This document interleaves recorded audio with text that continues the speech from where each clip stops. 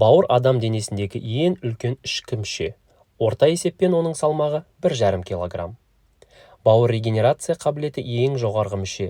Егер оның 70%-ын кесіп тастаса да, ол қайта қалпына келеді. Бұл табиғаттың нағыз кереметі. Алкоголь, дәрі-дәрмек, бәрі бірінші кезекте бауырдан өтеді. Ол біздің денеміздегі басты сүзгі. Бауыр ұйықтап жатқанда да жұмыс жасайды.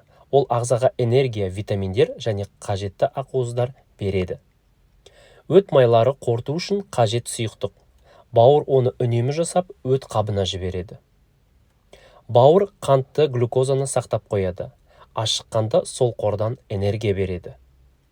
Бауырдың 1 минутта 1,5 литрге дейін қант сүзеді, яғни күніне 100 литр қант өтеді.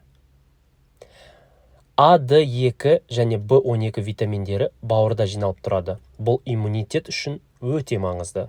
Бүгінде бауырды трансплантация жасау арқылы адам өмірін алып қалуға болады. Тіпті тірі донордан жарты бауыр алып, екеуі де тірі қала береді. Назарларыңызға рахмет.